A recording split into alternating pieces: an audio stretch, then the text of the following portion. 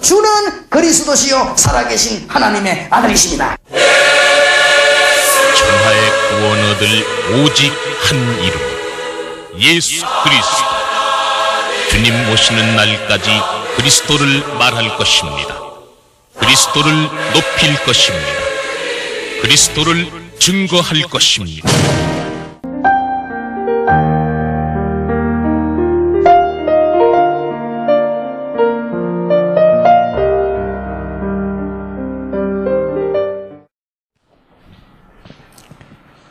로마서 16장 26절에는 이제는 나타내신 바 되었으며 그랬습니다. 그 이제 나타났지만은 앞에 보면 영세전에 감추어졌다가 그랬습니다. 그러면서 영원하신 하나님의 명을 따라 그랬습니다. 여러분들이 해주셔야 될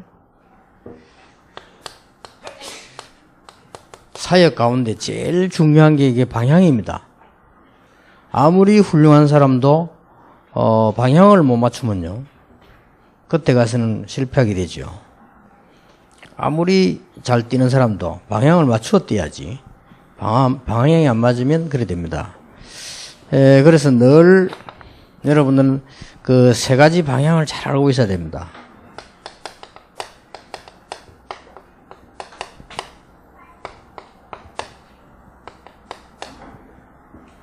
여기서 확실한 메시지가 나와줘야 전도가 돼요. 확실한 메시지일수록 그렇습니다. 지금 이제 이렇게 우리 여러분들이 방향 맞춰줄 중요한 거는 이번 렘넌트 집회는 어떻게 가느냐. 우리 아이들이 결국은 어떤 체질을 가지냐에 따라서 미래가 달라지기 때문에요. 눈에 안 보이게 아이들에게 엘리트 방향으로 가득 잡아주는 겁니다.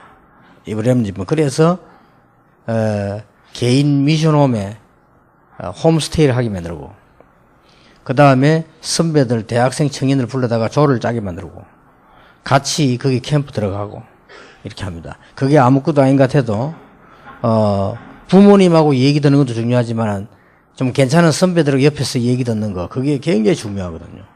그리고 좀 은혜 받은 제대로 된 선배들이 간증하는 얘기를, 엿듣는 거, 그게 굉장히 중요합니다. 사람은 거의 엿듣고, 형성되는 부분이 많습니다. 그래서 그런 의도를 지금 둔 겁니다. 그리고 이제는 우리 렘넌트들이 캠프를 다르게 한다는 거. 주로, 학업 캠프 쪽으로 간다는 거. 이걸 여러분이 방향을 알고 기도하시고, 안 하더라도 알고 있어야 되죠. 예를 들어서, 내가 길 안내자가 아니라 할지라도 길을 알고 있어야 누가 지나가는 사람이 물으면 얘기를 해줄 수 있거든요. 그렇듯이 여러분들은 중요한 전도자들이기 때문에 아이들 앞으로 이렇게 간다는 거, 학업 캠프 쪽 간다는 거요. 이렇게 놓고 기도하시고, 그 다음에는 이제 RTC를 그냥 하는 게 아니고 RTC 24라는 시간을 만들어 가지고 렘넌트 가운데 응답받고 낸 아이들, 정말 RTC 놓고 24시 기도하는 사람들, 쉽게 말하면 진짜 기도하는 사람들을 모을 겁니다. 이런 시간이 일주일에 한 번씩 방송될 겁니다. 그럼 여러분 거기도 맞춰서 이렇게 쭉 보시고 그걸 해야 됩니다. 그리고 여러분이 지금부터 만나는 제자에게 작은 간증이라도 괜찮습니다. 작은 간증이라도 교회 안에서는 언제든지 신앙생활하는 가운데 의미를 가르쳐줘야 됩니다. 작고 많고가 문제 아닙니다. 우리가 11조 이거 의미가 뭔가를 가르쳐줘야 돼요. 이걸 모르고 있다는 것은 곤란하거든요. 어떤 사람은 말하기를 신약 시대는 11조라는 단어가 안 나왔다. 그래서 안 나와 있습니다. 예수님이 한 번 썼습니다. 예수님께서 바리새인들이 하는 거 11조 그럼 너희도 해라. 그게 문제냐? 그거 말고 딴 얘기 하시려고. 예수님도 한번 하셨습니다. 초대교회는 11조 얘기가 없습니다. 바울도 11조 얘기한 적은 별로 없습니다. 다른 것에서 언급하면서 한번 했는데 11조 하라 이런 말 안 했습니다. 그 이유는 초대교회는 거의 10의 구조를 했습니다. 그렇기 때문에 초대교회는 못 말립니다. 그래서 우리가 그 의미를 알아야 되거든요. 우리의 가장 중요한 생명과 경제 이런 것들이 전혀 인본주의 쓰지 말고 전혀 사람 앞에도 아니고 전혀 우리가 어떤 세상적인 걱정도 아니고 진짜 하나님 앞에서 하는 겁니다. 이런 거를 제대로 가르치는 사람이 없어요. 그래서 예수 믿는 사람 가운데 가난한 사람이 많아요. 그게 왜 그러냐? 말라기서 분명히 얘기되어 있고요. 11조 의미는 교회에 불을 끄지 않는 의미이기 때문에 가지고 있는 일평신도들이 10분의 1을 내어서 교회에다 내므로 교회가 24시 불을 끄지 않는 겁니다. 그 의미이기 때문에 굉장히 중요해요. 그래서 이런 것을 여러분들이 교회 방향을 딱 이렇게 제일 좋은 방향입니다. 아무리 작게도 어릴 때부터 가르쳐야 됩니다. 11조 내는 것만 가르치는 게 아니고 의미를 가르쳐야 돼요. 의미를. 네가 얼마만큼 경제 축복 받아야 되느냐 하는 의미를 가르쳐야 되겠어요. 이런 것이고요. 그 다음에 여러분들이 주로 교회는 건축을 합니다. 건축 안 해도 이거는 미리 기도해야 됩니다. 미리. 나는 이거 누구인데 배웠는 거니까요. 김광일 장로님인데 배웠어요. 김광일 장로님 집에 내가 자주 갈 일이 갔는데 이분은 성교헌금, 개척교회 헌금, 건축헌금을 미리 모아요. 나는 놀랬네 완전히. 아, 이 사람이 이기더라. 나 그런 사람 처음 봤다니까. 그냥 때 되면 하는 거지. 그걸 내가 알게 된 이유가 있다니까요. 어느 날 또 가는데 제가 물었더니만은 개척교회 도울 때마다 물어요. 그래서 뭐 난데없이 그러니까 어떻게 해야 되냐 알아보겠다 그랬죠. 그래서 이제 알고 봤더니 이분이 돈 수입을 정확하게 해가지고 건축헌금은 떼놓고 11조는 물론이고 개척교회 도우는 거 다 떼놔요. 미리. 그러니까 이제 그 개척헌금 쌓이니까 어디 줘야 될 거 아닙니까? 그래 물어보는 거예요. 그래서 내가 이래 물어봤습니다. 개척은 이미 되어졌는데 개척하는 교육자 어려운 사람이 그 사람은 도우면 안 되겠냐고 물었더니 그래 하라더라. 그래갖고 그 사람 받아갖고 많이 도와주세요. 도와주니까 다른 사람도 내가 주는 줄 알고 그냥 그게 아니고 이렇게 돼. 그래 그러면서 배웠습니다. 아 그래 잘 사는 사람들이 다르구나. 우리는 뭐 무작위 살 그래서 살지 않습니까? 그래서 여러분 후대가 그렇게 살면 안 되잖아요. 그럼 여러분 교회 여러분 때문에 전도 받아온 사람이 경제 축복도 못 받고 평생 살면 안 되지요. 그리고 이제는 작아도 괜찮습니다. 여기에 대해서는 교회 방향 따라 참여하도록 그 이유를 설명해 줘야 됩니다. 간단하게 설명해 주면 돼요. 만약에 이분은 교육자니까 그러대. 만약에 권사님이라 합시다. 그러면 전혀 성경은 안 낸다. 그럼 어떻게 되죠? 그럼 권사님 같은 사람만 있으면 안 되잖아요. 그럼 성경 다 폐지시켜야 되고 기독교 문 닫아야 돼요. 그런 결론이 나옵니다. 만약에 나 같은 사람만 있다면 어떻게 되냐면 생각해 보면 돼요. 만약에 나 같은 목사만 있다 이러면요 절대 선교 안 된다는 말이라고. 그러면 그건 근원적으로 틀린 거예요.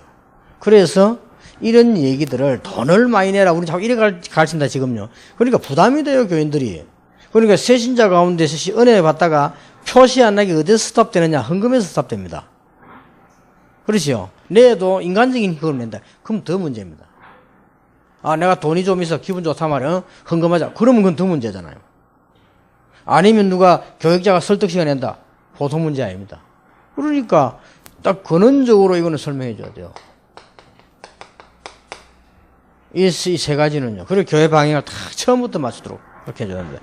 누군가가 옳게 안 가르쳐 주기 때문에 바로 못 배우는 거예요. 그래서 딱 기독교인들이 가난해요. 교회도 가난하고 중직자들도 가난하고 다 가난해요. 말이 안 되잖아요. 하나님께서 더 주실 이유가 없죠. 그렇잖아요. 그렇게 딱 이 방향을 맞춰야 됩니다. 그러면 여러분 또 현장이 있잖아요. 이 두 개가 다 맞는데 현장에 안 맞으면 안 되잖아요. 웃기는 거는 다락방에 어떤 이 전도사님이 자꾸만 다른 걸 갖고 와서 한대요. 뭘 갖고 왔냐는 게 막 그냥 시중에 나온 책잖아요. 갖고 와서. 자기는 그게 좋다고 생각이 들었는가 보지. 그건 자유입니다. 그런데 문제는 하도 답답해서 자기는 평신도라 말을 못하고 숨어가지고 가서 그 사람들 모아놓고 복음편지 얘기했대요. 너무 좋아하더라는 거예요. 그걸 막 너무 좋다면서 막. 그래가지고 그래서 저번에도 얘기해서 이거 해달라. 자기는 복음 듣고 싶다, 얘들. 그래서 제가 새로 믿는 사람들이 얼마나 말하기 힘듭니까? 평신도 교육자 보고, 그거 하지 말고, 이거 하세요. 이 말은 힘들잖아요. 그래가지고는 막 조심조심 해가지고 이제 얘기를 한 거예요. 저기 있는 사람들이 복음 편지 듣더니 너무 이렇게 좋아하는데, 복음 듣게 좀 해야 돼. 이래 얘기하니까 두 가지 반응을 보여요. 첫째 뭐냐? 네가 뭘 몰라 그러다 금방지다. 교육자가 보면 이 사람 필요한 걸 주는 건데 내가 볼 때 이 사람 이게 필요하다. 그렇게 얘기들어. 두 번째, 누가 이걸 복음 편집하리? 나중에 알고 목 잘라고. 그래 이 사람이 이제 목 잘리가 있다 고민하다가 하다가 이거는 잘못하면 아부하는가, 잘못하면 남을 어렵게 만들고 고민하다가 말 안 해주면 또 계속 그러고. 이제 그 말은 무슨 말이냐? 교육자인데도 불구하고 현장에 대한 방향을 못 잡았다는 말 아니에요. 그러면 사역 하나만 하지. 그렇잖아요. 그 사람들에게 필요한 거 해줘야 됩니다. 꼭 우리 다락방 걸 해야 된다는 말은 아닙니다. 그 사람들에게 필요한 걸 얘기해줘요. 그러기 방향에 맞는 것이지. 그래서 반드시 현장에 가면은 이걸 해야 되냐, 저걸 해야 되냐 하지만요. 항상 해야 될 게 있습니다. 그게 뭐냐? 어느 교재를 하든 상관없습니다. 항상 현장에서는 이게 중심에서 들어있어야 됩니다. 그래야 여러분이 사역을 잘하는 거예요. 방향을 잘 맞춰 겁니다. 그리고 항상 교회 방향을 맞춰줘요. 여러분 방향대로 가버리면 저 사람들이 교회 방향을 모른다. 그러면 공동체가 안 돼요. 그리고 전 세계 복음만은 같이 본부로 맞춰 파라 방향을 또 이렇게 딱 맞춰줘야 이 사람들이 바른 길을 딱 갑니다. 전체도 보여주고 교회 것도 보여주고 그 다음에 현장에 이 사람들에게 맞는 걸 딱 이래 해줘야만 이 사람들이 갑니다. 현장에 가장 맞는 거는 뭐든지 복음으로 적용시키면 딱 맞습니다. 심지어 목사님들은 설교 준비 다 해놓고요, 복음에 대해서 한번 검토를 해야 됩니다. 그러면 깜짝 놀랄 때 있습니다. 내가 설교 너무 수준 높게 계속 나가다가 복음이 전혀 없을 수 있어요. 그럴 때는 빨리 이렇게 설교해요. 그게 제일 중요한 방향입니다. 그래서 여러분, 이런 세 가지 방향을 지금부터 맞추면 그냥 맞추지 말고 여러분이 진짜 기도 응답 받으세요. 진짜 저기에서 메시지 제대로 잡아요. 어떤 경우도 이 메시지 바로 안 잡고는 경제 축복은 어렵다고 봐야 되고요. 어떤 경우도 이 축복 안 보고는 현장 지속 안 됩니다. 어떤 경우도 이 전체 이거 안 보고는 여러분은 세계복음화를 못하고 여러분 자녀들이 뒤떨어지게 됩니다. 그리고 꼭 방향을 맞춰야 됩니다. 기도하겠습니다. 하나님께 감사드리며 우리 세계복음화를 중요한 렘넌트 살리며 전도자들을 찾으며 제자를 키우는 이 중요한 일 맡은 분들에게 하나님이 한없는 지혜와 능력을 허락해 주옵소서. 예수 그리스도 이름으로 기도하옵나이다. 아멘.